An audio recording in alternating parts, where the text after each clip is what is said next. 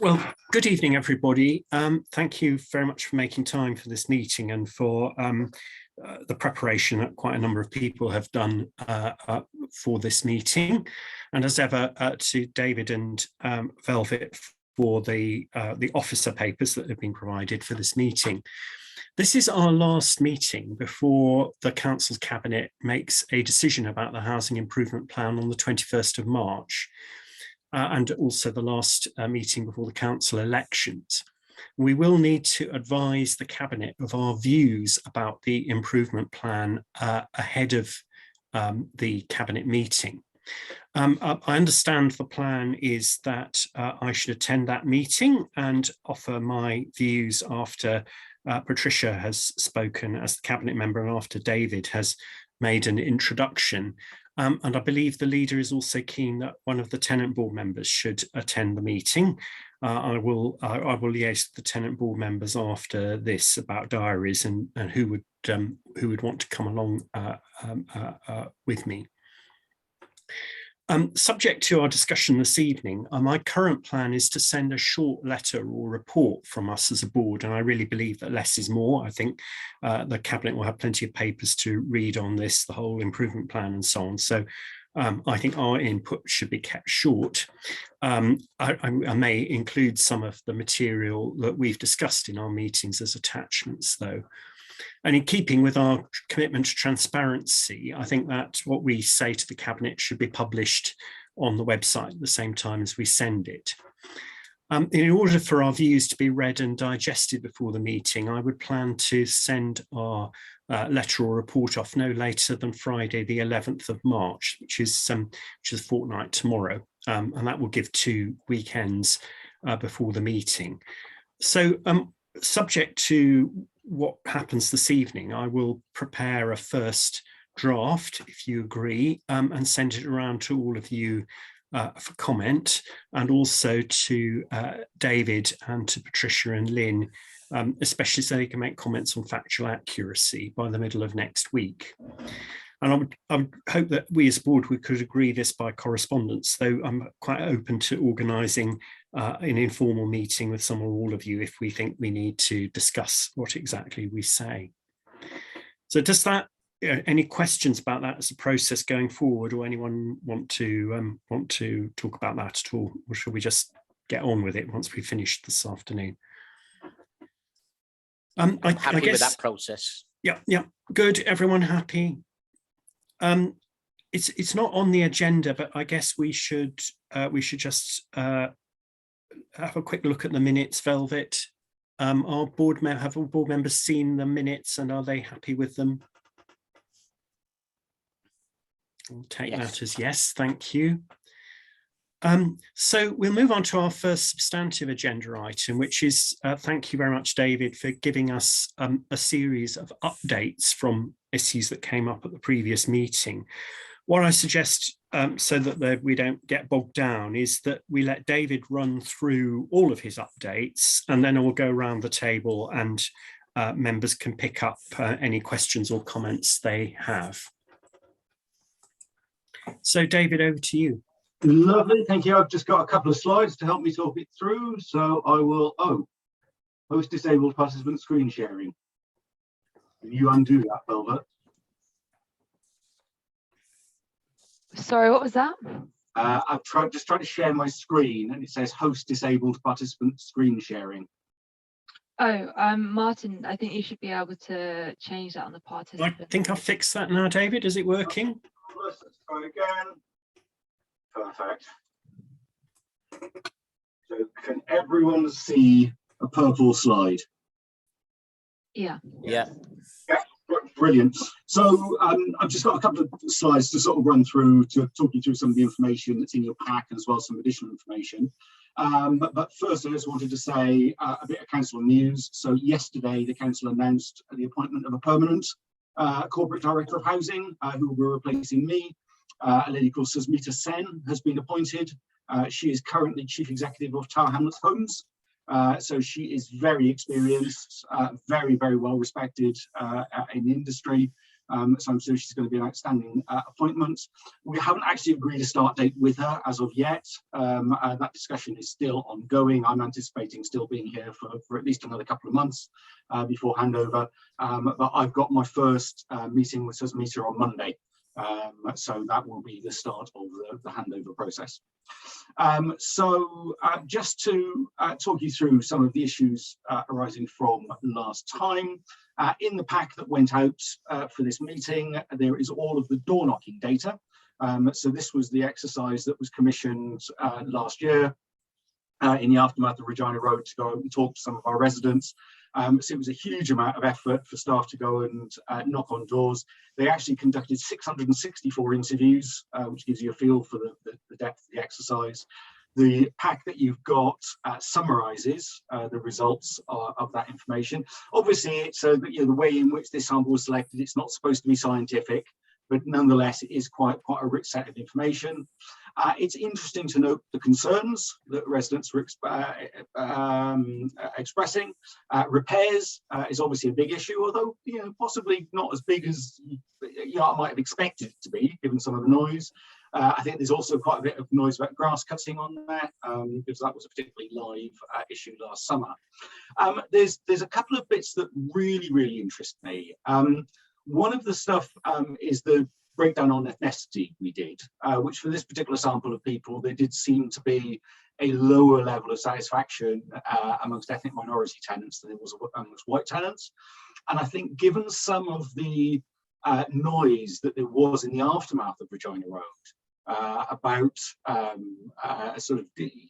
possible racial disparities by outcomes, I think that is something important for us to take forward, and we're definitely going to be doing that in the breakdown of information that we start getting about responsive repairs and satisfaction with those in the future. And also there was some very interesting data in there about how people like to contact us, and showing very little use of sort of online accounts and things like that, which I think really shows how far behind the curve Croydon Council is, or Croydon Housing is, on that front, in comparison with other social landlords or other industries generally, where an awful lot of that stuff can now be done very effectively online. So in addition to that door knocking data, there is some information about complaints, which was requested by the board, showing a breakdown of reasons for complaint.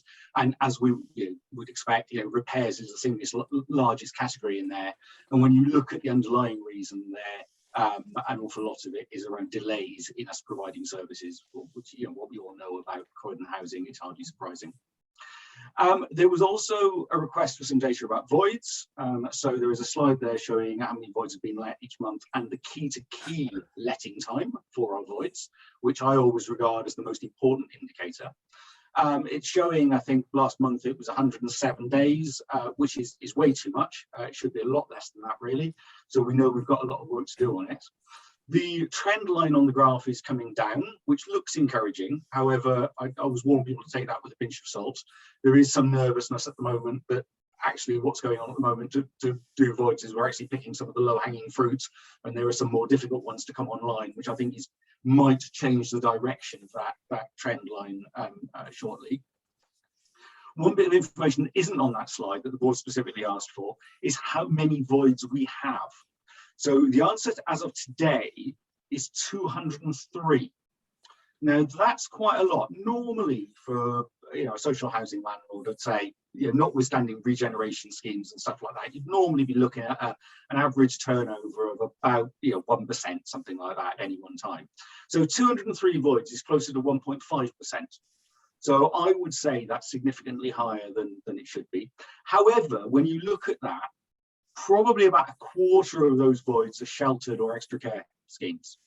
So, and that's not unusual for an organisation that's got sheltered and extra care. So there is a bit of uplift coming from that direction, but even with that, it's still a little bit higher than you might expect. Some other further information just to cover off stuff that was asked for at the last meeting. So there's a slide on finances. We discussed that, I think, at the last board meeting, and it was also discussed at the Tenants and Leaseholders panel as well. There is our latest data on compliance. This is something that we share with the regulator every month. There's a generally positive direction of travel. I think it's all a lot more under control than it was at the time of the ARC report. There are a couple of glaring problems. I think the biggest single one being asbestos compliance. But the good news on that is we now have an asbestos contractor in place. And so that should start to move very rapidly. And there is also a slide on access. There was a question for how many resources access have got working on that contract and whether that was increasing or decreasing. The current number is 38. That is actually increasing, which is positive. They want to get it to 45, but they will be the first to admit that they are experiencing some industry-wide difficulties in recruitment at the moment. And then that leads into my final slide on the update, which is we have been asked by the board for some information on responsive repairs. So the graph on this slide is a graph that we produce regularly for our corporate management team.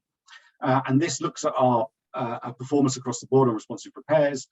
It's not just access, but it's mainly access because they do most of the work. So what you will see from that graph is on what we call immediate, get out and do it immediately repairs, we get those done. On emergency repairs, which is get it done within 24 hours, again, those get done. But after that, it starts falling down. So 3-day repairs, only about half of those are getting done within the agreed time frame. Routine repairs are 15 days. They're a little bit better, but again, nowhere near where it should be. And in major repairs, so usually when we've gone out, we've maybe sort of done an emergency, made good, but we need to go back and do a lot more work. Again, we're only getting about 75% of those done within the 2-month time frame. So when we're talking about an improvement plan with our contractors, those are some of the indicators that we're hoping to move. There was also a very specific request from the board for how many jobs were outstanding at any one time. So the latest figure I've got is for the 18th of February. And that report tells us we have 8,635 jobs live on that day. Now, of those jobs, obviously a fair few are going to be within their set time, so they're not overdue. But if you just look at the ones that are overdue, it's 4,903. So that's 57% of all of the jobs. Now, we're taking that figure with a sort of a bit of a pinch of salt because we're fairly convinced there are a number of jobs in the system that have actually been superseded by other things and have never been properly closed down, and they will be included in that figure. So one of the things that we're going to do is do a bit of a data cleanup so we can actually get to a correct figure or a more trustworthy figure of that overdue number of jobs. The board also asked how many live disrepair cases we have at the moment. So people who are taking us to court or want to take us to court for disrepair. The answer to that is 251 live cases. Now, that's a significant number, but one useful backdrop to this is that every social landlord in the country now is seeing a big uptake in disrepair cases. And there are a number of reasons for that, not least the change in legislation 2 years ago. That is actually now a London-wide discussion with London councils around sort of sharing information. I know Stephen went to quite a good London councils meeting to discuss this yesterday and came away with quite a few sort of ideas from other councils to explore. But yeah, so 251 live cases. But in addition to that, we do have another 74 cases that have been settled, but they're not closed on the system yet because there is still further work to do. Usually in terms of just tidying up the legal costs and so on and so forth. So that concludes all of the feedback from the actions from the previous meeting. So if anyone has any questions, I'll be happy to take them. Well, thank you very much, David. I'll just go around the screen as it appears to me and see whether board members have any questions. Phil? Just a couple from me, David. I am a bit confused actually on the voids. The graph itself said the total number of void properties, which I had assumed was the cumulative, and yet the 203 number, it's the first time we've seen that. So the number on the graph, I think, was 38 to 40 in the most recent month. So I'm confused as to why what that graph is actually telling us then, if the 203 is correct. The other thing that I do, well, sorry, a couple of other things. The 4,903 jobs that are overdue, is that a job at a property, or can that be multiple jobs and therefore it's less properties? I think I probably know the answer, but I'd just like some clarity on that. And the one that always surprises me is the normally when you've got a service that's under pressure, it's the sort of the 2-hour and the 1-day emergency stuff is the stuff that suffers more than the longer reactive jobs. So are we confident that what's being reported against these figures? I mean, if that's factual, that's great that we're getting out and attending to things urgently, but that goes against everything that I've tended to see in the past. Right, so good questions. So the graph shows the number of properties let within any 1 month. So I did realise when I saw that graph that what the board had actually asked for was the total number of voids.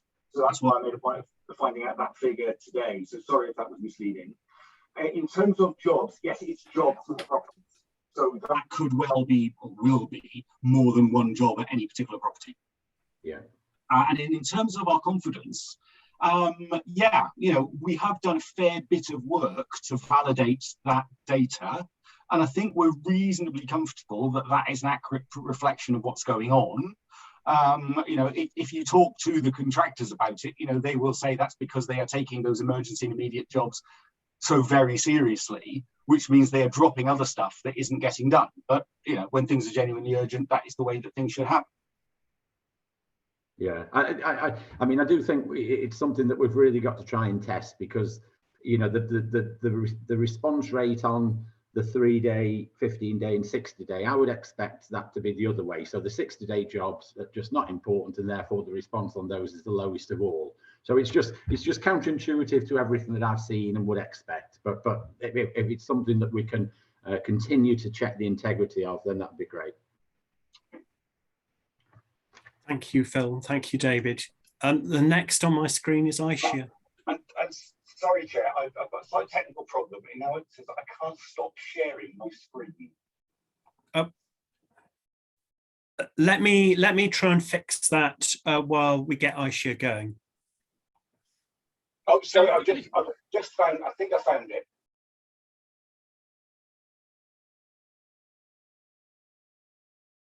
Right. Hopefully that's worked.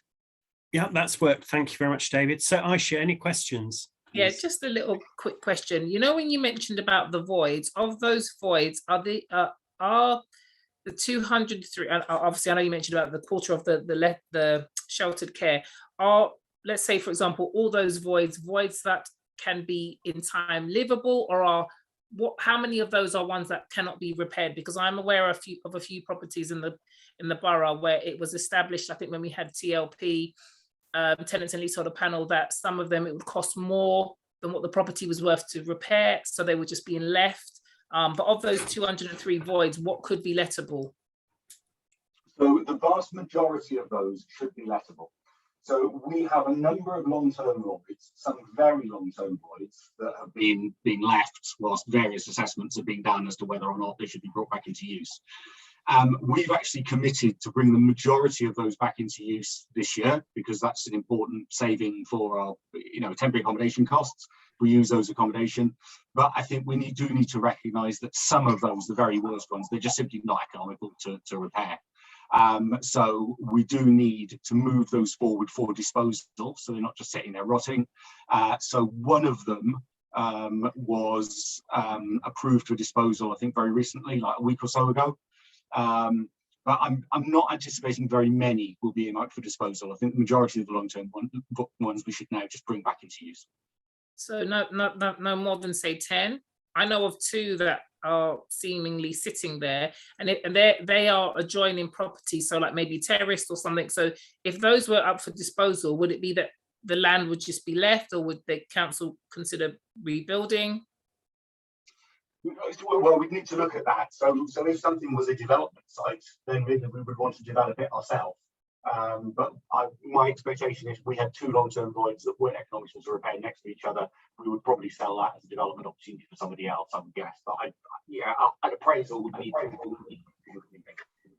No worries. Thank you very much. Thank you, Aisha. Thank you, David. Darren? Thank you very much, Martin. I've got to be honest, knowing that I spoke with members earlier this week, or last week, it's interesting where you were so confident, David, that you felt those figures were accurate, because you're not getting it from member casework, because that's only 2 weeks in or 3 weeks in. So you're getting it from an organisation that's already given you notice that residents are already telling you haven't been performing. So how can you say it's so robust? Yeah, it's a very good point. I'm always nervous about any data that I see. This data actually shows that they're not performing on the vast majority of stuff, because actually, if you look at the stuff on the left-hand side of the graph, that's actually quite a small number of jobs that they're doing, whereas on the right-hand side of the graph, where they're not performing, that's a much larger number of jobs. So it doesn't necessarily not correlate with all the noise that's out there. Now, we do have a firm advising us on the market called Echelon, and they do some work with Access and our other contractors as well to assess the information. We did a workshop with members, some members not that long ago, where we actually talked through some of that information. And there was a disparity between some of what that information was saying and people's lived experience of what's happening. However, if you look at some of our transactional satisfaction, where we phone people up and say, Access have come around and done a job, how were they? That's actually quite positive again. So yeah, it might well be a story of when things go wrong, they go very wrong. And obviously the noise comes from those that have gone wrong as opposed to those that have gone well.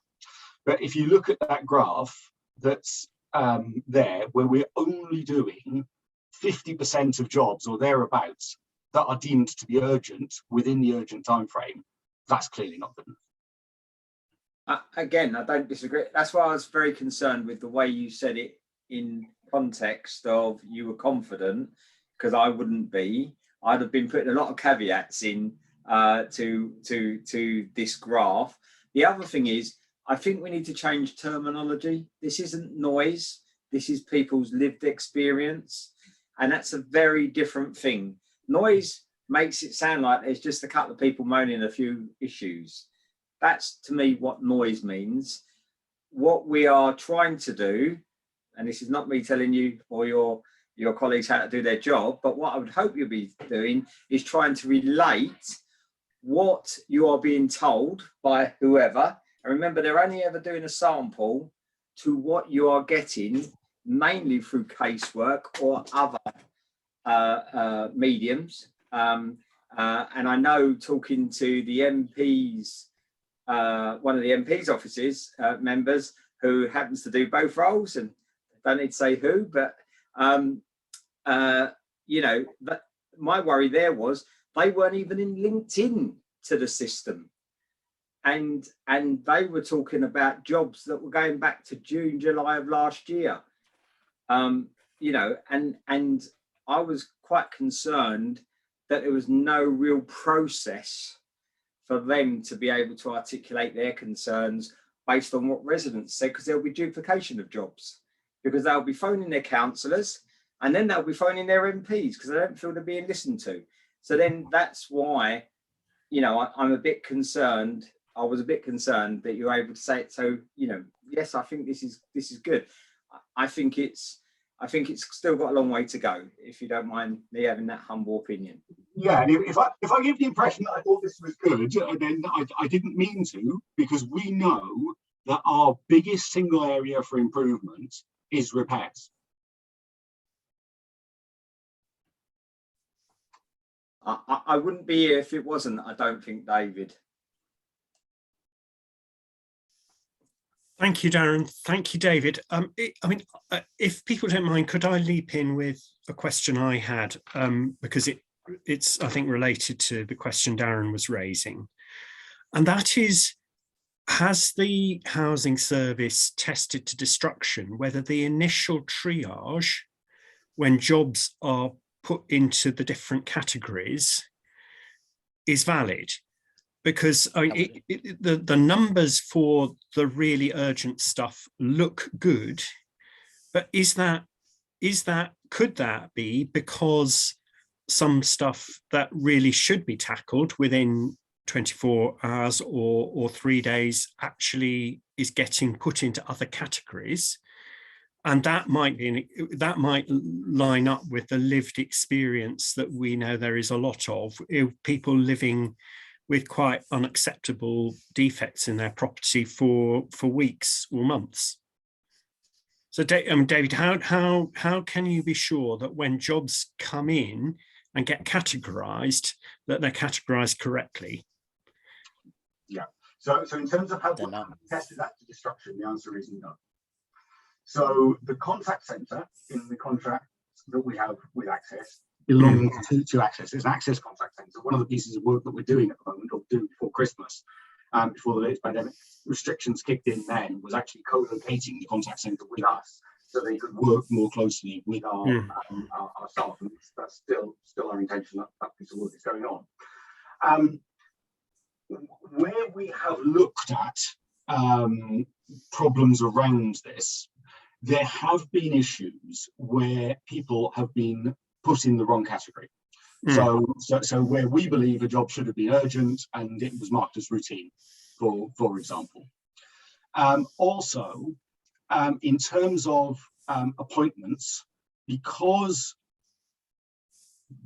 demand is running above expectation at the moment, some of the appointment dates that people are being given are very long appointment dates, well outside of these timescales. And that is also a big area of concern for us. Right. So, yeah, I mean, all sorts of issues around these numbers, aren't there?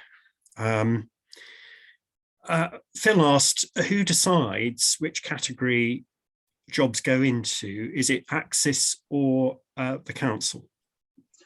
Yeah, so there is, contractually, there are guidance about what should fit into what category.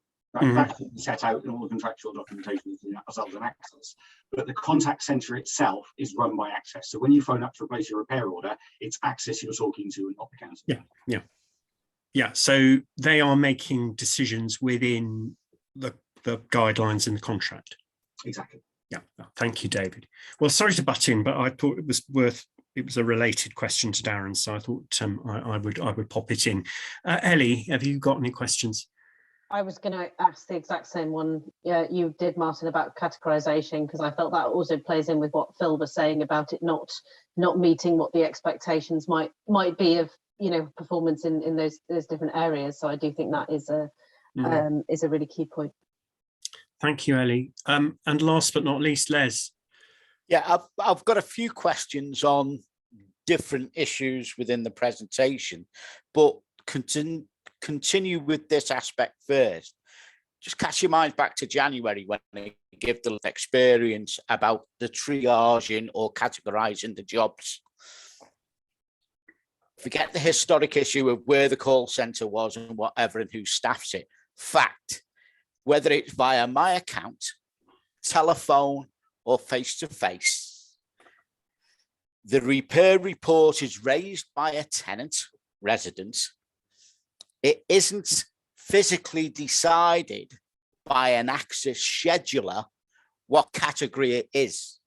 It's decided by a computer package with an inbuilt algorithm. And so, just to reiterate again, what is urgent and of concern to the tenant isn't to that package, and that is not acceptable. It hasn't been. We've had long arguments, and this is how Access have operated and how they've been allowed to operate. So that sets the scene of how repairs are categorized. And I would suggest that there's a lot of confusion around that in people understanding what the process is and who does what.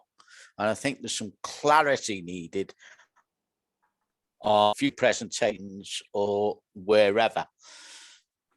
Moving on about the Access resource and the difference in the KPIs. one of the issues is that Axis have more than one Croydon contract. They've got the council, and another major one, a 10-year contract, is with the Croydon Churches Housing Association. And I discovered, talking to some plumbers and electricians who live in my area and who I meet through other avenues, told me that they were being transferred from Croydon Council contract to the Housing Association contract. Now, of course, if you've got less electricians and plumbers and whatever, that affects the performance of the appropriate KPIs in relation to the repairs. Prior to me discovering that, Axis hid behind the defensive attitude and comments of, it's the labour market, we can't get skilled workers or whatever. Well, it's a load of tosh. They were manipulating their resource and taking it from the council contract to resource another that they won in April last year, right? And that is fact. And in presentations or slides that I've seen, is actually saying that, you know, plumbers and are going to be increased and electricians are increased, and it's the exact same number that they transferred out from Croydon contract, and now they're coming back. So they're not increasing, they're just bringing back the normal staffing level, and that's how Axis have operated. Moving forward, obviously Axis are going to be replaced.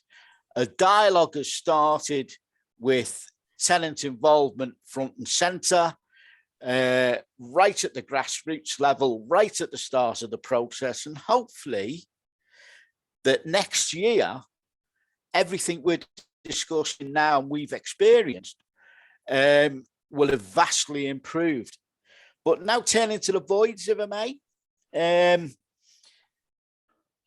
let's not lose sight of what the council's target is for a turnaround for a void. It's 20 days. That is the target. That has been steadily rising pre-pandemic, and it's never ever been tackled. What's been formed now is the steering group on voids. There's no tenants involved in that. Even though we put a report to the chief executive leader and cabinet member a year ago as a tenant group, none of that's been actioned, apart from the creation and appointment of an executive director of housing. That's the only one that's been implemented. And the voids, if the performance data for repairs within the void process is correct and they are hitting their 10-day target to turn a void round, then I ask a question of that. Is that void property, after they hit their target, up to lettable standards? Because the only way you find out is if that work is inspected, and the inspection regime has been lacking. So that whole process around voids may not be repairs. My opinion is it's with housing allocations. Nobody has ever paid attention to that process or how that staff behave to provide the home to the individual family. And I think that is an issue that needs scrutiny, because there's a lot of scrutiny on repairs, but the other parts of the process are not being scrutinized. So to actually get to the, yeah, can you? Yeah. So to get to the bottom of that, I want to leave that with David to have a look at. Yeah. Last but not least, quick comments, and David's heard this before, on the HRA outturn. Yeah. It's to share information with the panel rather than ask a question, because it's already been asked. Apart from that income, what the board should be aware of is that there is an amount of money in arrears. Former tenants at the moment is standing at in excess of £5.1 million, and it's not shown on the budget that should be income coming in. And former tenant arrears is standing at £4.6 million. So I think that is lacking in information to this board on the true financial position of the housing HRA budget. That's it. Oh, thank you very much, Les. And I think a lot of that's very helpful observations rather than questions as such. But David, do you want to come back on any of that? Yeah, I will. So I won't actually comment on the access stuff. However, I'll note what Les is saying, and I will pick that up with my team directly. On voids, Les shared with me that void report. I think it's excellent. So I've instructed the team who are doing the work to use that as a reference point, because I think it's a very good report. Just be careful on the void stats. They're very tricky void stats. There's lots of different ways of measuring it. I think the target of 20 days is based on a different calculation to the key one I gave earlier on, but as you know, I can discuss that separately if you want. And then likewise on the HRA accounts, if the board wants to discuss rent arrears at any point, I'm perfectly happy to drill down into rent arrears for the current and former tenant. Can I ask one final question? Just very quickly, Les. Thank you. We need to get on. Just repairs, 251 cases settled. Could you provide us with a breakdown of what type of repair that was? You know, was it damp? Was it mold? Was it the roof fell in? Of the breakdown of the 251 settlements? Yes. Thank you. Thank you very much, David. Yeah. Okay, well, thank you, David. Thank you, all members, for these questions. We're going to move on now and give David a bit of a break and talk a bit about governance and the very helpful work that Darren and Ellie have been doing. And I think we're going to have some slides about that. I think you're kicking off, Darren, is that right? I am. Thank you very much, Martin. And it's fair to say that myself and Ellie have found it very informative, but I thought I'd give a quick overview. Ellie's going to take us through some slides and again ask me to chip in where she feels I need to. So it's fair to say that we met with the different political streams of the council, so the administration, also the opposition. Luckily enough, the person also works for one of the MPs, so that gave us another part of the jigsaw, if you like. We do have to speak to scrutiny because obviously it's very clear that the governance process hadn't got itself in a place where it could be scrutinised correctly. But saying this, what the overview of everything that we have heard is that there was a genuine desire across all political frameworks to want to get this to work in a way that is conducive for people's lives. And I think that's really important. And I can't stress that enough, that it was recognised that some of the processes that are internal have changed in the not too distant future. So if I take the casework system, I know that's only been set up now for a few weeks.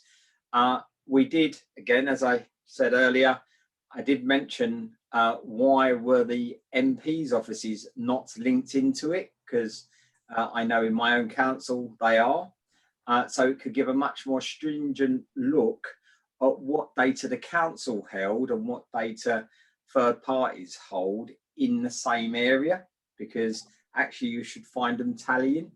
But it's very clear to me that residents will have to wait a bit longer to see the grassroots of recovery in a way that people want to see them, because actually the systems in the council were not in a place where they could be. So it's going to take the building blocks of officer time and energy, and actually positions, which we found was also part of the problem, that actually there wasn't a full officer corps to look after this whole area. And I am pleased to hear that you've got a very good, well-respected, experienced new director of housing, as I know her to be. So what I would like to say to the board is, whilst we know there's a long way to go and London councils are happy to carry on in whatever guise we can to assist the board, I do believe that there is a genuine desire to get this right and put residents at the heart of the decision making. With all that being said, I'm now going to pass over to Ellie, who will give you the intelligent stuff, because I only have to do the overview. Thank you, Darren. So over to Ellie. Thanks, Darren. Next slide, please, Velvet. I'm going to be Professor Chris Whitty. So what is good governance? So I've just thought it's helpful to define what we mean by governance, and it is essentially what the structure and processes for decision making are in an organisation, and that control and behaviour at the sort of senior and top end of an entity, which obviously for councils means the members and the most senior officers. And you know, in the definition that I've got here from the institute governance, it sort of it doesn't get into the culture of an organisation, but I think that is absolutely interwoven with what we're talking about here, with you know, how objectives are set and achieved. I think culture is really important to that, so I just wanted to make sure we noted that. But starting with a definition in a presentation, always helpful. Next slide, please, Velvet. So when we're talking about a council housing service, obviously governance is particularly important because these are people's lives, you know, people's homes, and you know, if you're living in an unsafe home, that is a risk to your health and to your life. So, you know, the importance can't really be overstated of the council housing service. So these kind of key elements of governance come from Andy Fry, who did a presentation that Patricia was at actually at the Cabinet Leads meeting. So it's just to give a sense of what these key elements are about, you know, really well constructed constitutional arrangements, you know, which boards report into where, strong processes for collecting and reporting key data on performance. And we've already sort of touched tonight on how important the quality of that data is, and the robustness and the strength of that data. And I'll sort of talk about that a bit more. Having the appropriate skills to exercise oversight, including a bit of knowledge of governance and, you know, how that works, and, you know, leadership. And also, I mean, I think we, you know, I won't talk about this bit too much, but it is important to have strong leadership at all levels that adhere to the Nolan principles, going way back to the Nolan principles, which is about selflessness, integrity, objectivity, accountability, openness, honesty, and leadership, because that is, when you get right down to it, that is what governance is about. Next slide, please, Velvet. Thanks. So what Darren's already talked about what we've done, but governance was identified as a key work stream for the improvement board and the plan. I meant to put board there, not HIP, sorry, as it is so essential for the service, and, you know, it does underlie the improvement work as a whole. You know, a lot of these things are really interlinked. So we interviewed senior members. What I would say is that we had quite a limited amount of time, and we didn't manage to get interviews sorted out with scrutiny. So we know that that's a gap in what we've done.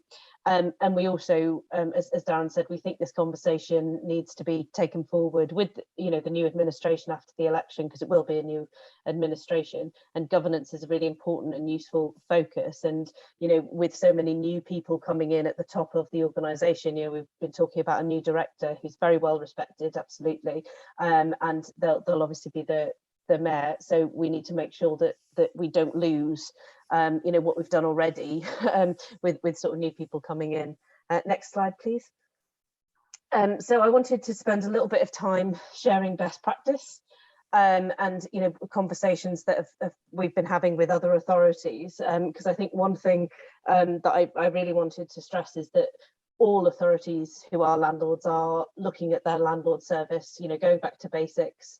And, you know, it's a really contested and difficult space, and that is because of new legislation, sort of kind of perhaps a historic lack of investment. Some of those things David talked about the new powers on disrepair. So it is difficult for everyone. It's not just Croydon, but that means that we're able to talk about perhaps a few examples. So one thing I wanted to highlight is the importance of assurance as opposed to reassurance. So for those very senior people in the organisation, are they asking somebody who they trust, so a senior officer or kind of somebody within the service, to provide them with reassurance that something is working, that something is okay, and and we heard about this with members a little bit of kind of going perhaps before Regina Road, being assured that everything's working really well, but then moving from reassurance to assurance. Like, how is that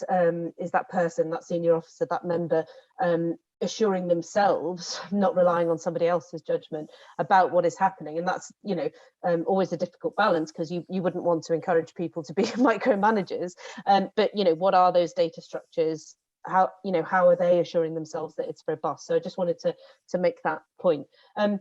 On this point about organisational culture, I did get permission to talk to you a little bit about Camden and their experience with disrepair, just to give you a specific example about using data and culture shifting when it comes to running a housing service. So I'll just take a couple of minutes to talk to you about that, but I didn't want to write about it too much because it is another organisation and they're still in the middle of it.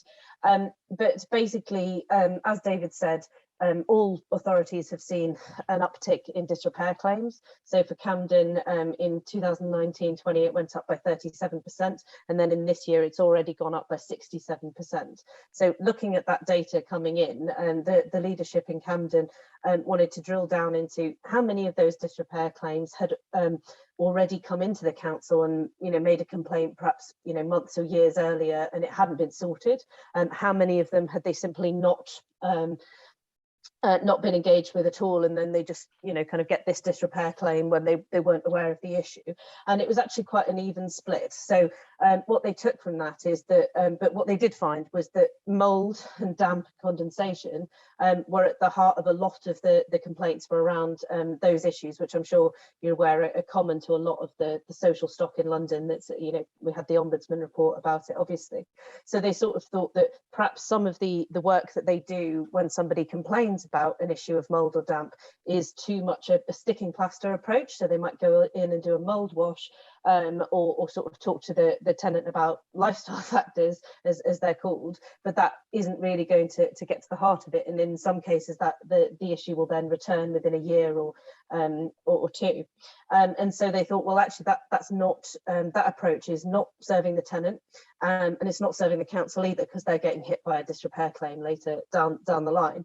And they decided instead what they would do is actually work with tenants to design a new service for mould, for mould and damp specifically, where they actually have a team that specifically work on mould. And obviously there are resourcing issues here, you can tell with what I'm saying, but I still think it's a helpful example, where they actually have so-called mould marshals who go and talk to tenants and take a really, really detailed look, bringing in expert surveyors where necessary about what's happening in the building. And they can also, for those cases where they're not getting the repairs, they can look at the structure of the building and think, well, actually, if this flat has this problem, actually these 6 other flats are likely to have the same problem as well. And what are those issues? And I think what comes out from that sort of story about what's happening in Camden is that they used the data to pinpoint where the problems were, and they then worked with the tenants sort of really, really closely to see it from their sort of view and experience, as opposed to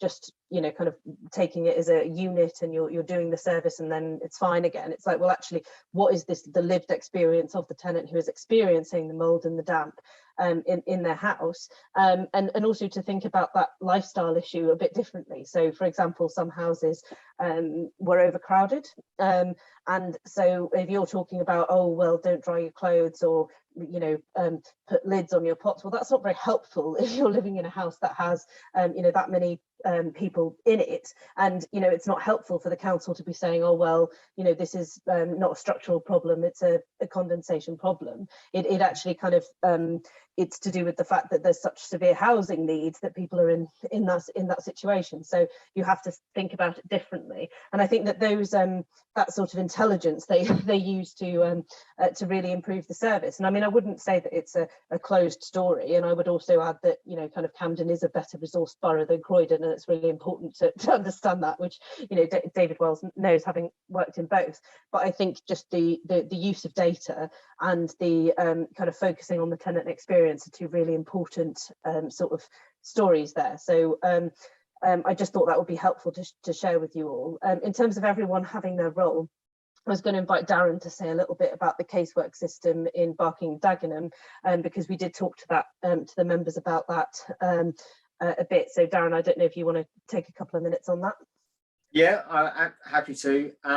So one of the things, and I'm pleased to hear that you've started a casework system, but I was surprised to hear you didn't have a casework system, because you don't know the extent of the problem unless you're recording the problem.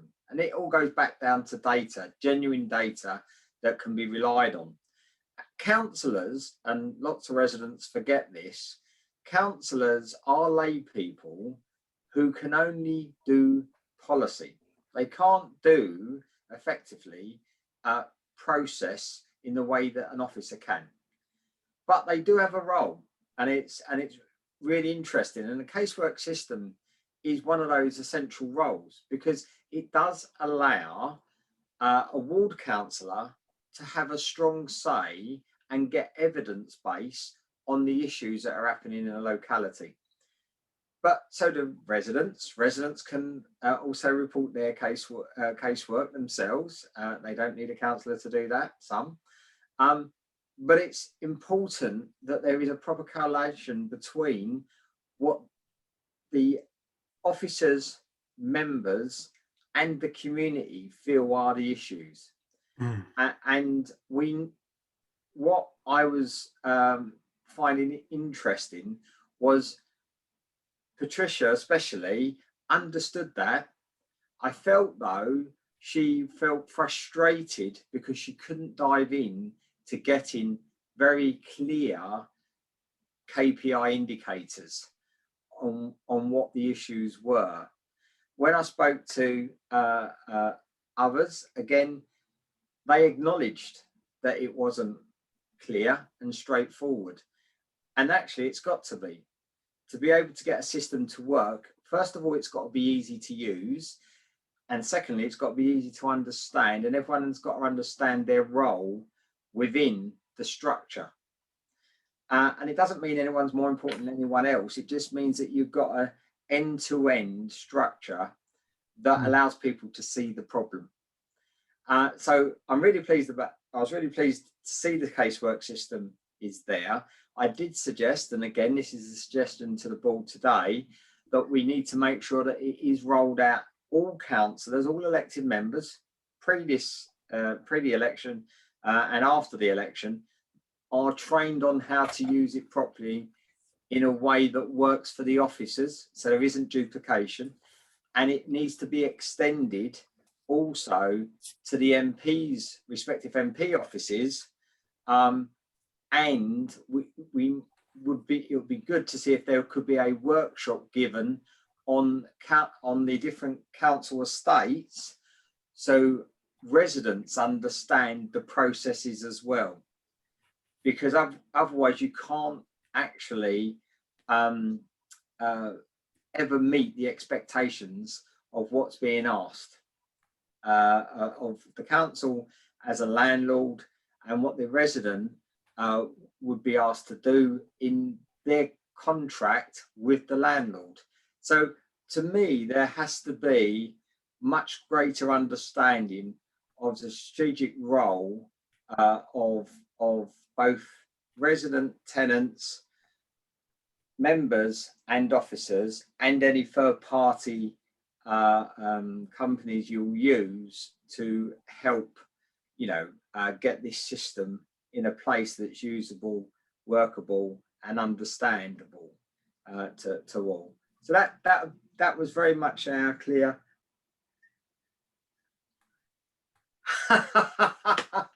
Sorry, I've just read this. You couldn't make it up, could you? Right. The other thing you have to make sure that on a system is that it is secure as well. Yes. I can't believe, and I have to say this out loud, sorry, I can't believe that a system that has been devised like a casework system in the council's framework is vulnerable, and that there's a data breach, if that is true. If it is, then they didn't set it up properly, because I know that I would not be able to get into our casework system in Barking and Dagenham. Every member is trained, it's mandatory training that you understand the casework system. It's operated by the council within the framework of the council. So actually, again, both the MP's offices are trained there as well. They know how to use that system. Security, I never even thought about that being a problem. But hey, sorry, Chair, that just took me sideways a bit there. Ellie. Thanks, Darren. Yeah, and that point about legislative change was just that you know, Croydon is definitely not the only borough that is struggling with their housing service. We're nearly at the end, I promise. Next slide, please, Velvet. Yeah, so I think I've been through a lot of this already, and we will circulate these slides afterwards, so apologies they couldn't be circulated in advance, but this is just some general sort of what good looks like, taken from, you know, some of those case studies that we're just discussing, and our interviews around clear strategy, and really understanding what the values and behaviours are underpinning the service, modelled by the leaders at all levels, cabinet member oversight, corporate oversight, really robust set of measures that are used in decision making, and the centrality of formal and informal mechanisms, listening to tenant feedback. And then the last slide, Velvet, if you could. Yeah, these are our emerging recommendations that I'm suggesting that Martin, you can weave into whatever, you know, your letter or your report that are more specific. So we were saying there's a real strength of tenant engagement in Croydon, and we can see that from this board, and that should be really formally plugged into the structure, so that the issue we were talking about last meeting about doing all that tenant engagement and then it going nowhere and not being fed back on and sort of referred to, you know, isn't really able to happen in the same way. It's, you know, got to have a formal reporting line, you know, whatever that is. And structure, and somebody who's responsible for that work at a senior level in the council, ensuring that complaints data is clear, including the outcomes and the timescales, but obviously we understand the difficulty of that. And you've got this one already, I know it's already underway, but ensuring the legislative requirements under all this new bits and pieces around the building safety bill, social housing bill, are built into the data framework. Possibly the most important one is focused work to shift the organisational culture to one that empathises with the experience of tenants. And then we've got that point about the casework system, if it is working, and use the data to improve performance, and then post-election to provide training and support where appropriate to new and returning ward councillors. So I think I've been talking for quite long enough. So that's the end of the sort of presentation. I don't know if there are any other comments or questions that we want to get into. Thanks. Well, thank you very much, Darren and Ellie. And I think that last slide is enormously helpful, and I think we will want to build it into our report to Cabinet. Do other members of the board have any quick questions or comments on what Darren and Ellie have said? Looks like Les. Yeah, one quick question. The councillors, my view is, apart from the casework they do in Croydon, there's no other involvement in housing. When they are doing their casework, basically they're treated the same as a tenant or anybody else by the officers of the council. It's very frustrating. But my question is there a local authority in London where backbench councillors are actually engaged with the cabinet member management, actually interface with them? Well, thanks for that, Les. And I would say, Sorry, I can come back and say, yes, there is. Good. Most councils do. They're elected members, Les. Sorry, Martin, Chair. Their job is to act on your behalf. Now, if you can advocate for yourself, then you don't need the councillor. But if the process is not working, then that's when they come involved. So, yeah, every councillor is elected. That's why we in Barking and Dagenham have mandatory training on the casework system. We tell councillors when you should and shouldn't get involved. And there's a difference between casework, yeah, and just reporting an issue. Because reporting an issue is reporting an issue, right? That there's already a process for that, and that is different. And that should be done through the KPIs, and there shouldn't be an issue. Now, if it goes over that KPI, that's when a councillor would then get back involved and say, well, why has the process not been followed in whatever that process may be? Because a councillor's there about the policy, and the officers should make a process around the policy. And you know, if it's not happening in my council, my ward councillors go to the cabinet member. If they can't get a response there, effectively it comes to me. So there is literally a resident goes to their ward councillors. If that doesn't happen, they get 10 days to get a response. If they don't get a response in that 10-day period, and it could be a holding response, but if they don't get that response, they then go to the cabinet member. If the cabinet member can't get it sorted for whatever reason, and very rarely do I get these days. When we first started the system, you're right, whoever shouted the loudest got the result. The idea of a casework system is everyone within the council, including the leader of the council, gets treated the same.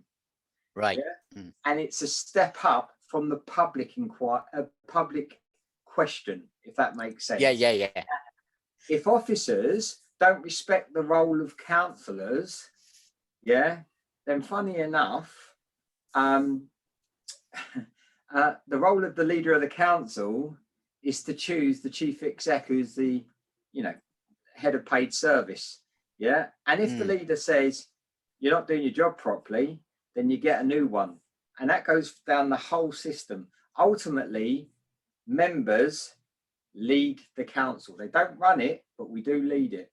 And you know, the casework system will help that, but you do need to have every member understanding the casework system, and you certainly need your MPs being linked into that as well. And it's quite interesting because residents will go to the MP's office thinking they've got more clout, when actually a sitting councillor technically has more clout than the MP, because it's the council that run the councillors that run the council. So, you know, it's about that casework system, Les, if that's all right. Yeah. Just one other issue on the same theme is that my finding is the backbench councillors in Croydon, to a degree, are starved of information. I'll give you one example. Last night, there was a performance management group meeting it's a resident forum. We received a 28 page report that covered everything: finance, repairs, tenancy, the lot. Councillors don't get that information in Croydon.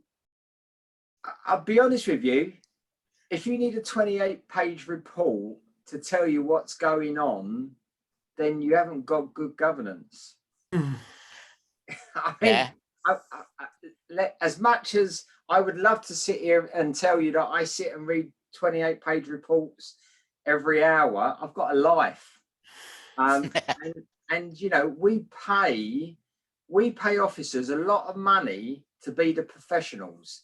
What we do, we're the overseers. We're the people that should be able to look at this and go, is this the lived experience?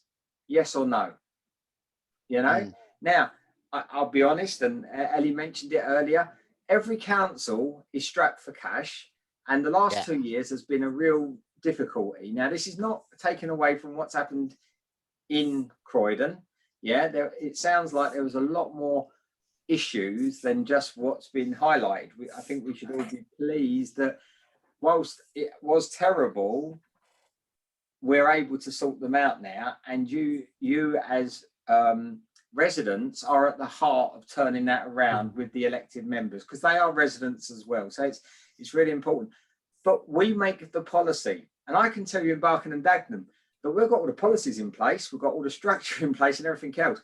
But if a junior officer who's 5 tiers down decides to do something rogue, you're relying on those systems to pick it up. Now, you know, here we did, but we still had to report ourselves to the regulator because we had found it. It could have been a potential problem. Now, it wasn't a problem because we caught it, but it was a problem because they'd not followed the process. So to me, though, it shows why process is so important. Casework systems are so important, because if you can't have that transparency, and it's got to be ease of transparency, because a 30-page report is not easy reading for most people. Tell me about it. Thank you, Les, and thank you, Darren. We probably need to move on, but David, did you want to comment on that on behalf of the council? No, only that it was an incredibly useful presentation. As you'll see when we come onto the plan in a bit, you know, there is a section on that on governance. I'm very, very keen to, you know, weave as much of that into the work on governance that we're doing as possible. So So you'll take a look at that as you develop the plan further. Darren and Ellie, thank you very much. I think you've proved very much the value of having LGA and London Council's input to this improvement board, sort of drawing our attention to the world outside Croydon and what Croydon can learn in terms of tackling its problems from experience elsewhere.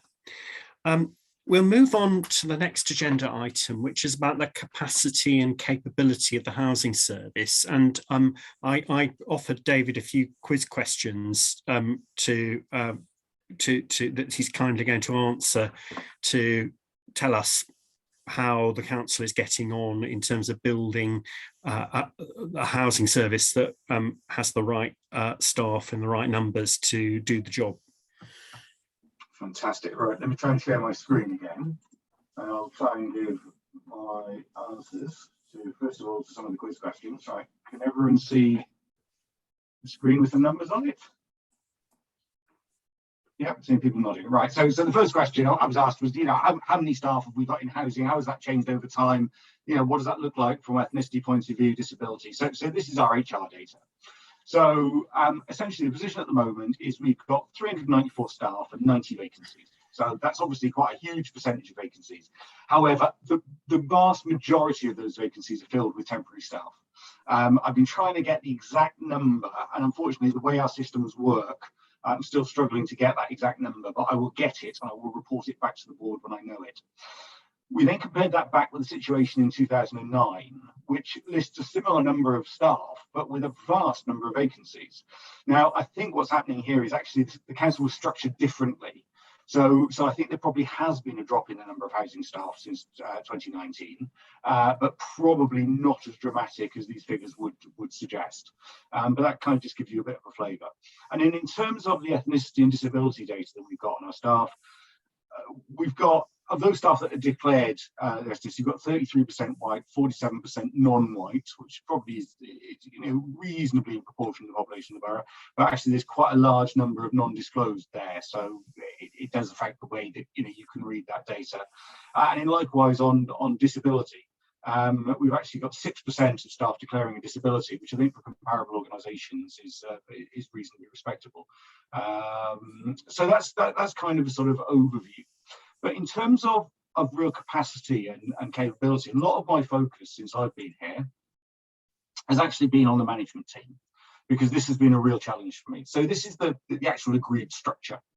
So you've got myself here as Corporate Director of Housing, and I've got 2 directors reporting to me. So most of you on this call will know Stephen and Yvonne, for two directors. I know that sort of in management terms, some people have got very strong views about 1/2 structures, but you know, people different opinion. But essentially, it's two directors, and each of those directors has 3 heads of service reporting to them, and that's to run the service, which I think is, you know, a reasonable senior management structure for the kind of operation that we've got here. The biggest single problem, though, is in November, of those 6 heads of service, we had precisely none in post.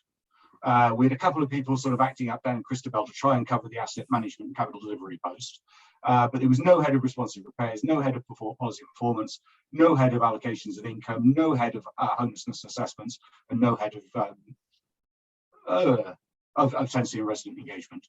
So all of the people who we would be expecting to run the business effectively were missing from the structure, which is just an impossible situation.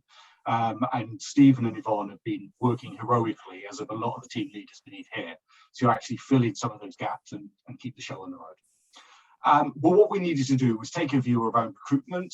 Before I came, Alison had advertised 4 of these jobs. Unfortunately, we weren't able to fill any of the jobs from that permanent process. So we had to go out to the temp market to see what we could get.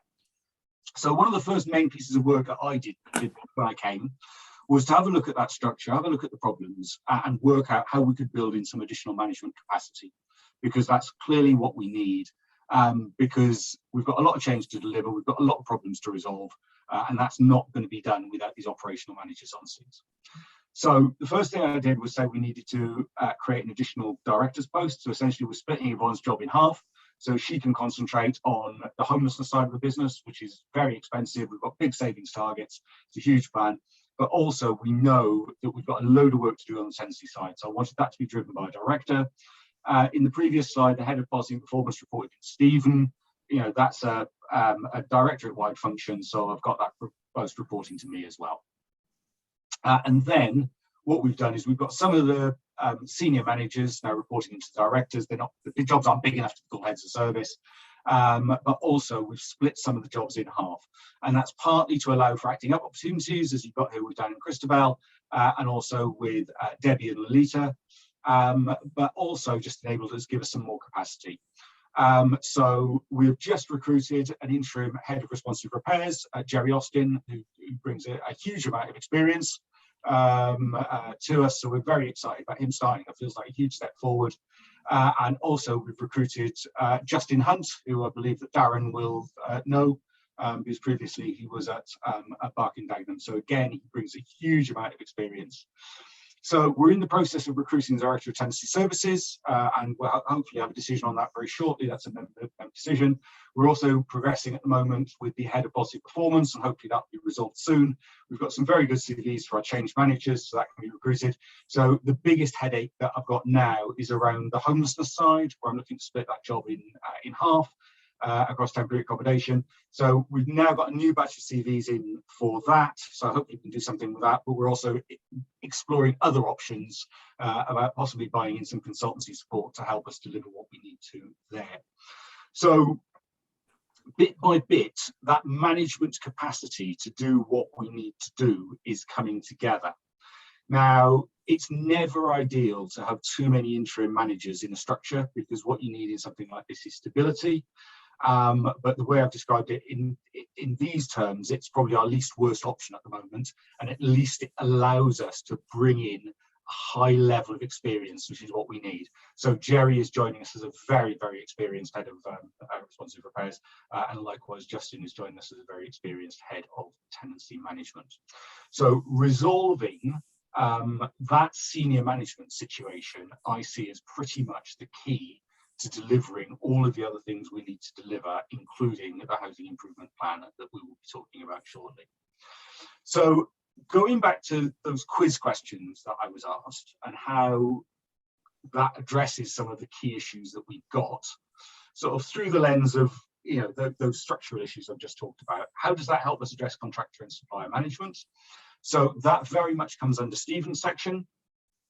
We know that we have not had adequate contract management arrangements in place, and that, you know, is very much one of the underlying factors in the conversation that we were having about responsive repairs earlier on.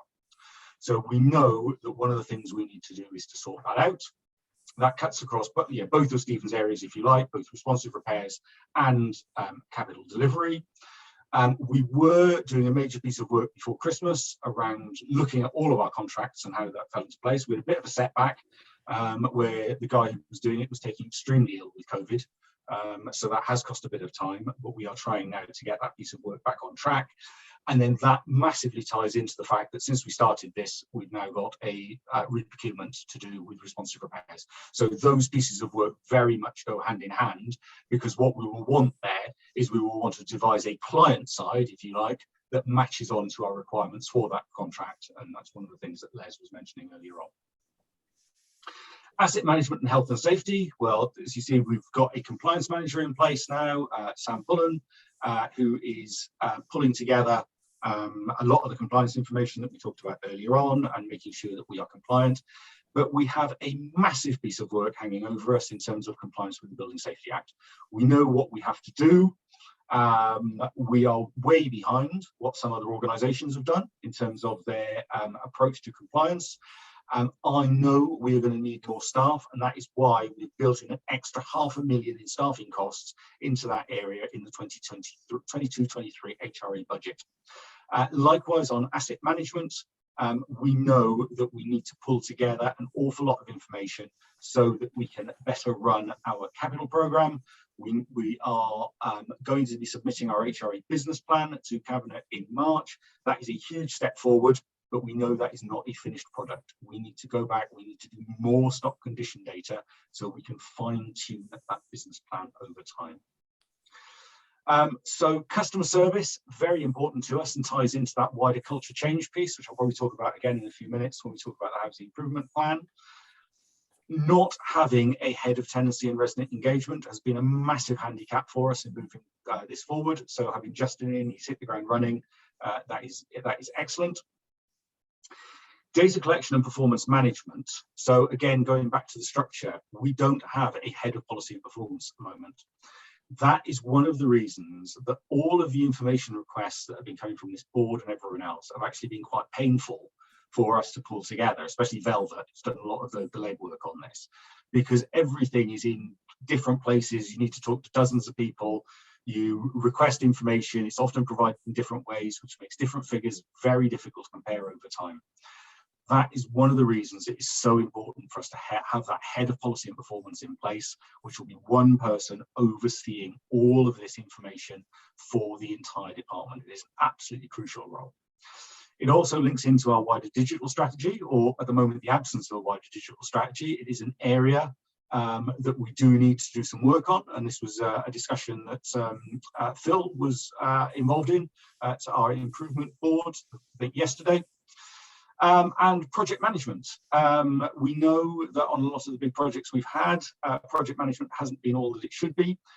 We're now in a fortunate position that the council is beefing up its project management office, and we now have them supporting the housing improvement plan, which is good. We have them doing all of the project management on the procurement exercise that we're about to launch into, which is invaluable. And also they are doing project management for us now on, or some of the project management, I should say, on delivering the medium-term financial strategy savings, which is on the homeless side of the business rather than the HRA side of the business. So I hope that addresses the questions that you wanted addressed. And again, very happy to take any questions. Well, thank you very much, David. That's very helpful. Would board members like to use the raise hand to indicate if they've got a question? I think I've got Les. The 90 vacancies, is that management and frontline staff? That's the question. And the increase in managers has an effect, obviously, as you say, on the HRA budget. And that funding is raised from us. When were we going to be consulted about this change? You know, some of the tenants and leaseholders, for example, et cetera, because we haven't. This is the first we've heard of it. And I don't think that's fair. I think that's excluding the people that you're going to put front and centre. And it has an effect on the budget because it's extra cost. That's it. So David, do you want to come back on those points? Yes, certainly. So yes, those vacancies include management and frontline staff. That covers both of them. In terms of cost, yes, there will be additional costs to the HRA. There's also some additional general fund costs in there. The additional general fund costs are to be covered by additional savings that need to be delivered, as well as a little bit of transformation funding. And the HRA costs are going to have to be absorbed within existing budgets one way or another. In terms of resident consultation, I would definitely be anticipating doing significant resident consultation on some of the changes that we're going to be making in the staffing. That's going to be at some point in the future. I don't know what those are at the moment. Although I think there will be quite a bit of it. I alluded to some of the stuff on Stephen's side earlier on. I think there'll also be some stuff on Yvonne's side in the offing. But the priority on staff changes is going to be on the homelessness side of the business, first of all, because that has savings targets associated with it. And on that particular bit of it, I wouldn't anticipate any resident engagement. And again, on the sort of temporary management changes, I think that's very much a sort of paid service issue rather than something I would discuss with residents. But certainly in changes to the frontline services, then yeah, those would be subject to consultation. Thank you, David. Any other questions or comments? Well, thank you very much for the update, David. That's, again, very helpful, grist to our mill to comment to the council. I think clearly you've been working very hard since you arrived in November to work out a structure and populate it. But it does leave us with a question about why it only started then. But that's not for tonight. So we'll move on to, very much last but not least, our final item, which is that since our last meeting and the comments we provided, David and team have been working on another version of the Housing Improvement Plan, which was circulated to us. So anything you want to say by way of introduction to that, David? Yes. So I've got a couple of quick slides. So sure. Again, I will share my screen just to use these just to have some visuals. So again, can everyone see that? Yeah. So first of all, I want to say a massive thank you to the board for all the comments I had last time, both at the meeting and the written comments that were submitted afterwards. They were invaluable. So in terms of the history of the plan, this came after the Regina Road work. It was decided there needed to be a housing improvement plan. There was a lot of consultation on the plan. A lot of people had an input into it, and we had a document that we were working at and starting to deliver. We submitted that to the non-statutory review that the council had commissioned into services, and the non-statutory review was highly critical of the standard of the plan, extremely critical of it. We then tried to sort of tidy it up and sort of lick it into shape, brought it along to the last board meeting. And again, yourselves, you were very critical of that plan. And I think, Phil, your words are still sort of ringing in my ears that you didn't think it was a plan, it was a to-do list. So we went away and we thought very long and hard about the comments that had been made, both by the non-statutory review and by the board. And we took the quite difficult decision to reformat it. I really didn't want to reformat it, but in light of the criticism it received, I really didn't think we had any alternative. So the plan, just to sort of recap on some of the things that you were saying last time, you said it was too long with too many work streams, so we've taken it down from 9 to 5. One word of warning, I have taken out the work stream on temporary accommodation. I was quite keen to make it more focused, so I've made it focused on the landlord service. Part of the reason for that is the temporary accommodation is all covered by a separate project plan on the medium-term financial strategy. So I didn't think it needed to be in two places. So I got the format of this should just be the landlord service. So I'll talk about those work streams in a second. You thought that the plan was lacking in dates and lacking in purpose. So we put in purpose statements for each of the areas of focus, and we've put in dates for pretty much almost everything. You said it needed to acknowledge dependencies. We've put a little bit in on that. However, there is still further work to be done, and we've got some internal workshops going on that. And Phil, you very helpfully suggested we sort of had a division into sort of short-term, medium-term and long-term. We think that's a good idea and we're going to do it. Since actually formatting the plan this way, we haven't had time to do that, but we're going to, and that will form an appendix to the plan. There will also be another appendix to the plan, which is essentially the thing that you earlier on called a to-do list. You know, we don't want to lose that level of granularity and that level of detail, but we're going to tidy it up. We're going to reformat it to the new work streams, and then that will form an appendix to the plan. And we're also going to put all of that into MS Project. So we've got a nice, easy to read Gantt chart on the plan as well, which I think will probably help the board in looking over it. So we've created a number of documents. So there's the terms of reference again, which are going for this group, which are going to Cabinet for final ratification in March. There's the plan that I've just been talking about. There's an introduction to the plan, which you'll have seen, and then the appendix that I've just mentioned, which is a work in progress. The areas of focus that we've now got, which is vision and governance, which I think we've talked about already in quite a bit tonight in some of the conversation. There's the piece on workforce, which is includes some of the stuff I talked about capacity, but also the culture change piece that came out so strongly from the ARC report. We've got customer service and resident engagement, which, you know, really, you know, as we've talked about tonight, we've still got a long way to go in putting resident engagement at the heart of what we're doing and improving the customer journey, but it clearly isn't anywhere near where it should be at the moment. Repairs and safety. Again, repairs, I said earlier on, is our single biggest challenge, and we've now got the procurement work running alongside that. And in improving your home, really, that is the level of capital investment that's needed in our stock and how we deliver it. So the next steps, I'm very keen to hear what the board thought about the plan that was sent out last week, the revised version, and whether the revised format of that works for you. We need to tidy up those granular actions. So we've got all that in one place. We've got to do the Microsoft project stuff, so it's easy. That's easy to read as well. I'm very conscious that the board last time was asking for clear targets about what we want to achieve. What we've put in the plan is not targets at the moment, other than the milestone dates. We've put in the metrics that we think are best suited to measuring what we're doing. We will then look to set some targets as part of our annual service planning process, but I will be very, very happy to listen to any ideas that the board have got on what you think those targets should be. And then this is going to Cabinet on 21st of March.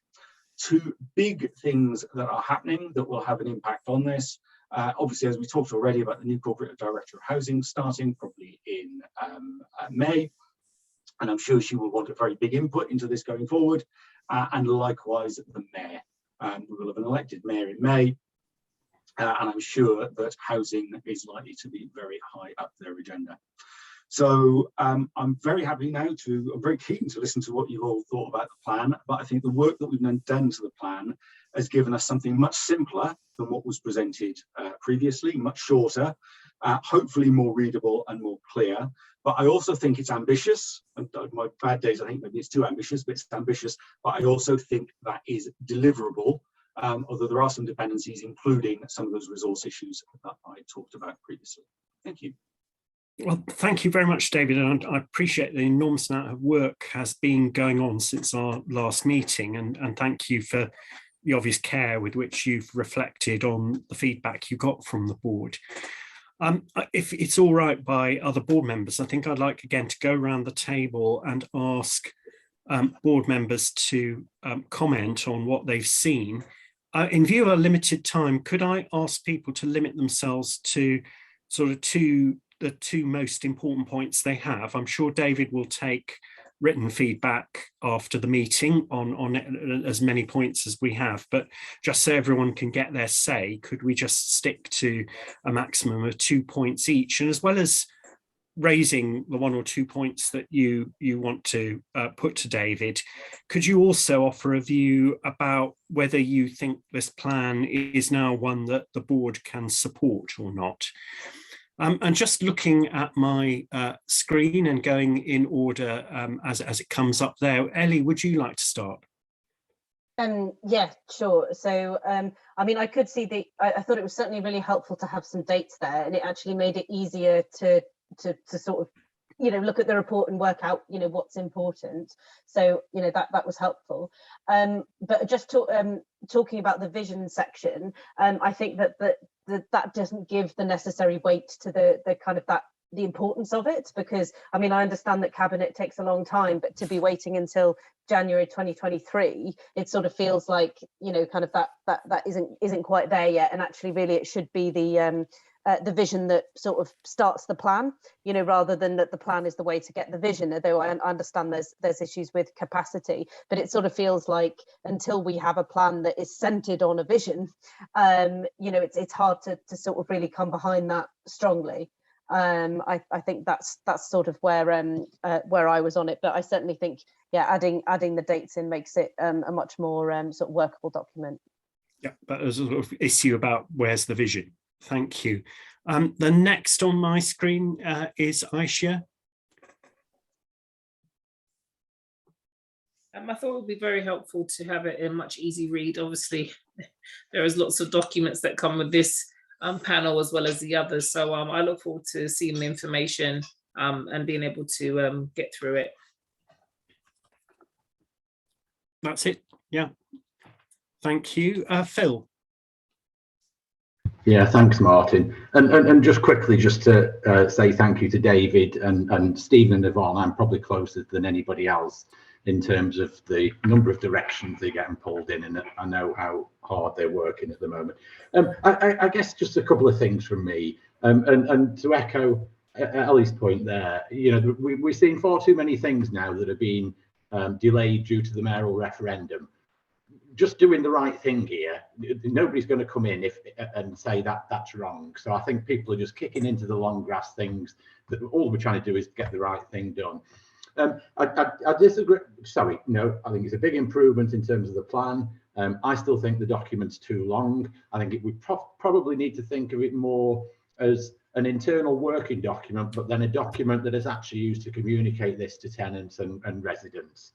Because, you know, it's not an easy read. I'm not being critical at all about residents' ability to read these papers, but I struggle to follow through on them sometimes. So it's got to be communicated in a far better way.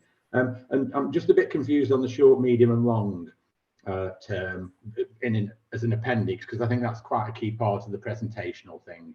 So I think overall, and the scope is good. It's a big improvement. I think it's something to work with. Would I support it? I think it can be improved from here, and it's work in progress. Yes, I could. Thank you, Phil. Les. Yeah, 2 points, and then the decision, my recommendation. I don't think there's enough tenant involvement in all the work streams. There's only reference to tenants/resident involvement in some of them, and you've got to bear in mind that this improvement plan has been generated because of the poor housing services that the people have experienced. That's the starting point. And also what I want to see, what the list is of the problems. It said there's a list of problems across the housing service. So what are they? I've got my opinion. Management might have theirs. Martin might have his. Somebody else might have theirs. In your view, what are the problems? We know one is repairs, but what's the rest? And last but not least, it is an improvement on the draft report, but I don't think it goes far enough to favour us, the residents, who are seeking the improved service. It's not telling us what you're going to do, when you're going to do it. You're telling us how you're going to discuss it, and you're forming a work stream. It's got to be slimmed down, it's got to be clear, it's got to be precise. Training will start then, training will finish then. Housing stock of that age will be improved then, so on and so forth. It's got to be more specific and tenant driven. Thank you, Les. Darren. Thank you very much. Again, Les, I don't disagree with you. All I would say is the comments I said earlier about where the council is presently and where it's trying to get, and the drive that members as elected representatives across the political spectrum know that they need to get there. And they, you know, but I think that the chart you saw earlier where it showed that there was no senior management in the whole of housing for such a long period of time, you've got to give people the ability to be able to deliver this in a way that the council knows it should and could deliver. So whilst I do understand, and this is not me trying to defend them, it's me trying to say, look, they need time, because you've got to get the officers in place that understand this is going to be their job for the foreseeable, rather than interims or no one at all. But I do agree that I use a term here in Barking and Dagenham. It has to be Dagenham direct and it has to be Dagenham simple. Because if it's not direct and it's not simple, it's just confusing. And that's confusing for the residents who expect the services and want to know what they should be expecting and what's being asked of them. It's confusing for the members, because actually 30-page reports, you know, and it does seem like this is something that seems to be very common, and that's because the processes are not there. So they're trying to cover everything, so they can't be blamed for anything, which doesn't actually help because it just confuses. And again, it needs to be for officers, for them to be able to work alongside residents and members to get the best outcomes for all. So I don't disagree. It's not where it needs to be. I think this has to be a living document, and it has to have resident engagement all the way through it, slimmed down, but you know, they've got to be able to at least get the systems in place for the organisation to deliver on the expectation and of what residents like yourself are requiring, because it's clear to me that it hasn't been anywhere near that for quite a while, as someone who's coming from an outside organisation looking at this, but I do understand the frustration. Yeah. So your view, Darren, would be that we should support it, but with the critical proviso that it will need continuing work, and that the cabinet will need to keep, well, the new mayor and the cabinet will need to come back to it and continue to build on what's there. Well, thank you. If I can finally offer my own views on this, I think I'm aligned with what others have said about vision. I really think it should. I was really surprised that something as vital as a vision for the service was being pushed off into 2023. And I'm with what others have said, that I don't think that the vision is likely to be controversial. I can't think that any plausible mayoral candidate would not want customer service to be massively improved, or the buildings that need major investment, that they wouldn't want that addressed. So I think it ought to be possible to put at the beginning of the plan a set of clear statements about what the plan is going to achieve in terms of a change in tenants' experience. These not difficult points. The ARC report and indeed the TV reports and so on that came before it laid out very clearly your point, Les, about what the issues and problems in the service are. I'd like this plan to be forward-looking and positive. So rather than stating everything as a problem, to say this is the change we want to produce. This is how this is the kind of housing service we want to develop. So that's, you know, I think I at the moment I couldn't support it because I think it lacks that vision. But I think the vision needs to be put into it very clearly. The second, my other point about it was that, and maybe we can discuss this a bit more offline, David. I wasn't sure whether it quite got to the bottom of the relationship between responsive repairs and major investment, because I do think part of the problem with the repairs service is that by default responsive repairs have been used to address issues that require major capital investment.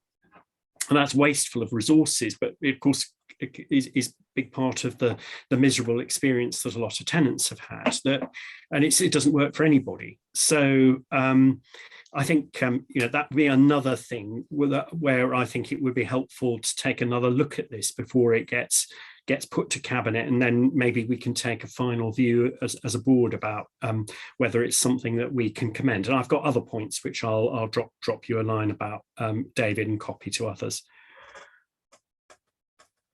So, I mean, I think where we are on the plan is we're not quite there yet, David. But do you want to sort of react to what the feedback you've had? Yeah, so that's all very, very helpful. So let me first of all talk about the vision, because the 2023, we need, any project like this needs vision to guide it. And that's why what I tried to set out in that particular bit of it was an initial vision statement, essentially based on what the council's already signed up to. So there are loads of statements that have been made by the leader and other people around, making sure all our homes are safe, warm and dry, that our customers have a good experience, that we improve our repairs service, there's an emphasis on resident engagement, runs through what we do, and there's a big emphasis on equalities. So things like that are stuff that we've already signed up to, and all of those things can be pulled together into an initial vision statement. That's one of the requirements of the regulator anyway, in terms of our voluntary undertaking to the regulator. That can easily be done before the cabinet meeting, and we could incorporate that into the introduction to the plan. So I think that's doable. The wider piece of work that I was envisaging was a more detailed piece of work around how the service was going to develop over time, taking into account things like staff empowerment, to deliver things like what the structure might look like. And I didn't want to do a piece of work on that because I'm an interim. We've got a permanent director coming in for 3 months, so I'm sure he's going to have her own views. And we've got an elected mayor starting in May, who's going to have their own views. So that's why I tried to split it between those two things. But in terms of sort of developing the initial piece of work and putting that front and center of the plan, I think that's very doable. And I think that then ties into some of what other people were saying as well. So certainly I could pick up there the comments that you've been making today about resident engagement and making sure that that is marbled all the way through what we're doing. I think part of that introduction could maybe become the one-page bit of it that we stick on our websites for tenants to read, and it's very easily understandable, and maybe we task up some sort of nice infographics to make it a sort of nice, easy to understand piece. And again, I think as part of that, we could do some of the stuff that Darren was outlining there about sort of where are we now, where are we going? And actually, we've already sort of written some lines like that as part of the draft voluntary undertaking for the regulator. So I think we could probably just take some of that language and put that in the plan. And then sort of that would help actually make sure all those things are aligned, which would probably be helpful. So I think we've probably got about a fortnight now before agenda dispatch for cabinet. So I think maybe we could spend the next few days maybe making some amendments to the plan in response to the comments that have just been made, and then possibly circulate that as well, just so the board can see and make any final comments, and then we'll do the final tweak and send it off to cabinet on the 21st. Right, and in parallel, we can continue to refine our commentary. Thank you for that, David. I think helpful to sort of tease out, I think there are probably two different kinds of vision bubbling around. And one is a vision for what you might call a tenant experience vision, what needs to change, the vision for what needs to change for tenants. And then I think what you've been describing is very important for the people who work in the housing service, which is what kind of housing service is this going to be that delivers that change for tenants. And I can see that there's clearly more work to do on the latter, but I think it would be really helpful if this much more had front and centre than it does at the moment, the change in the experience of tenants that you're trying to bring about and the improvement in the council's housing stock. Right. anyone want to come back on any of that? Chair, I've got my hand Yeah. up. Yeah. Come Yes, back. thank you, Darren. Yeah, all right. So I just wonder, outside of this vision, I know that you have a very strong resident led framework. I see this on the residents that are on here now, and I know from the days when I used to run a TRA as well. I just wondered, and you've got time to do this, is why don't the residents do what they would like to see, very short, number of points, and call it a residence charter. And then you go to each of the candidates and you say to them, please sign this. Please say that you will agree with this. So it's the principles. So it is about whatever. Yeah. And actually, then you know that anyone who becomes the mayor, obviously I have my particular opinion who should, because I would do, because I'm of a particular party. But as long as they are sensible, reasonable, aspirational, I couldn't see any reason why anyone wouldn't sign up to a residence charter. And you could do that outside of the council network. Yeah, Les, do you want to come back? Yeah. More than a year ago, tenant leaseholder panel submitted a tenants charter accompanied by a 6-page report called The Way Forward. That has never been responded to. The tenants have already done the work and have already made this. But lo and behold, the power that be who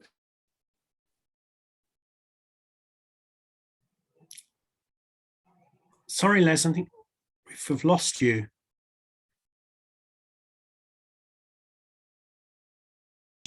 Is that we should have a housing service designed by the tenants for the tenants.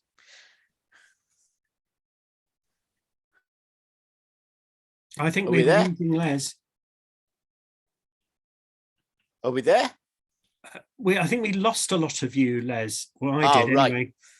All I was saying is that the tenants charter has already been submitted with no response. It's been with them for a year. Nothing's happened. Right. And the vision is a service designed by the tenants for the tenants. Well, I think just as we're doing with the repairs contract. I'll ask David in a minute to ask what might have happened in terms of response for that. But I mean, if I were you, Les, I'd pick up Darren's suggestion. You've done the work, put it to the mayoral candidates. Yeah. Well, we've put it to David's predecessor. Yeah. And the directors of the day, and the cabinet member as well. So yeah, we'll give it to anyone. Sparing Darren's blushes, you've had advice from one of the top politicians in London about how to go about influencing the mayoral candidates, and that strikes me as really excellent advice. I mean, David, would you like to say what has happened to this tenant charter? Yeah, so Les, there's several documents. The tenants charter, wasn't that the one we discussed at the last improvement board meeting? It was, yeah, it was the one that you asked for me to forward to you. It was the tenants charter accompanied by the way forward, which was, if you like, a snapshot of us saying, have you looked at, a digital system for repairs? Have you looked at this, so on and so forth? So yeah. I already sent them. Yeah, so I can send it again. No, it's okay, because I've got the document. So one of the things that we want to do that's listed in the plan is talking about developing service standards. So yeah. I'm thinking that document will be one of the main references in terms of developing those service standards. The challenge is that I think we're not capable as an organisation at the moment, for all those capacity reasons, of actually delivering all of those things. But I think we can work out what we should be able to commit to at this moment in time, and then what is a future aspiration and target for us. I think that's all. I mean, it's going to be a long road to get to where Croydon tenants' aspirations are, but we've got to keep going. Yeah, but maybe you could apply Phil's short, medium, long framework to that, David, and see which of the things there are quick wins. Yep, that makes sense. And then put some timescales on the other items, which, as Les says, may take time to deliver. Any other points from anybody? Darren, is that an old hand or a new hand? It's actually a new hand. Right, okay. Martin, sorry. I think it sounds like this is quite a comprehensive document that Leslie was talking about. Yeah. Page and a half. Page and a half. Okay. The charter is a page and a half. Okay, it doesn't sound that big then. I think it's about the principles of what you're looking for. Yeah. And as I said before, and Martin picked up as well, if that's what you're looking for, then it takes it out of the politics if every candidate agrees with the principles. And that's what we want to do here. Because I have to say, talking to all people of all different political backgrounds, they all want to do the right thing, because none of them felt any of it was acceptable.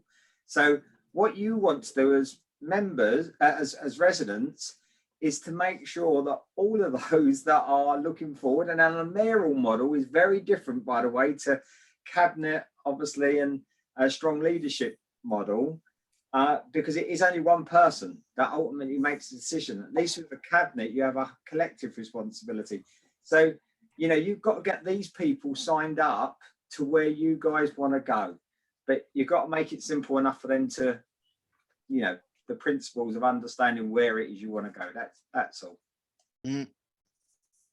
Thank you, Darren. Aisha, you wanted to come in. Yeah, I just wanted to say that I think one of the things that is often missing is that, especially myself, Yao and Leslie, we're on a number of tenant panels, and we give up our time voluntarily. We spend a lot of time trying to create information.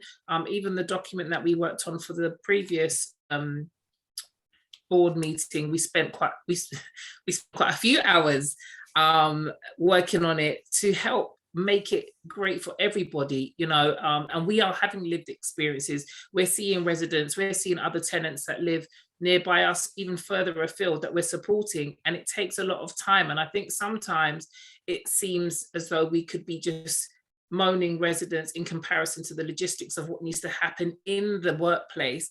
And we fully sympathize and empathize with yourselves, but we just want to make it right for us most of the time, if not all of the time where possible, because we're living in these situations and circumstances, and in some cases it's really, really bad, and there's nothing that you can do if you have nowhere else to go.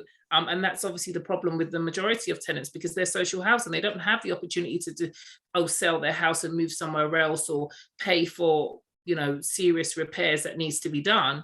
And one of the things that was mentioned, I raised yesterday in the performance management group about the repair situation, is that if the council are not inspecting the work of their contractors, they're taking the contractor's word for it. And then again, the residents have to still live with those circumstances until, if the council decide, or those at the top will make the decision for those at the bottom who are on the ground coming out to the residents and saying this and that needs to be done. But, you know, it's really difficult because we're living with it. And that could be part of the reason why there is the arrears, because some people are refusing to pay if they're not living in the quality homes that we're supposed to be living in. Yeah.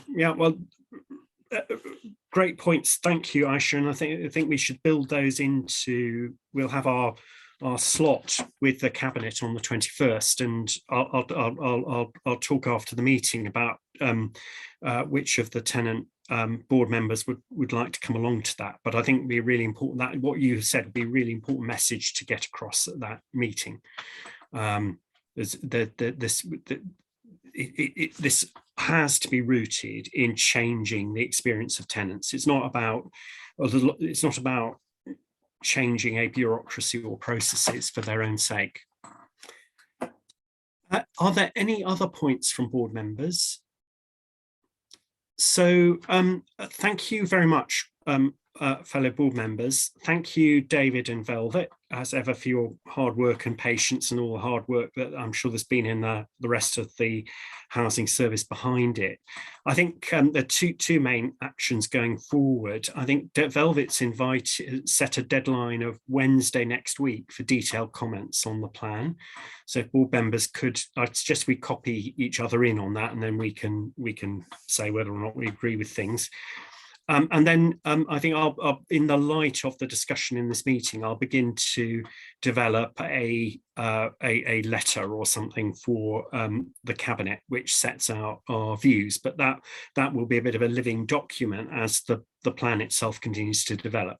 And we'll aim towards the suggestion you made, Darren, about supporting this kind of conditionally as work in progress, but I think we'd like to see certain things, and critically, the clarity and vision and tenant focus in the document improved further from what there is now already. So I'll wish you all a very good night. Thank you again for your time, and thank you for the non-members of the board who've sat through this discussion, and we'll be in touch soon. Thank you. Bye-bye. Thank you. Bye. Thank you.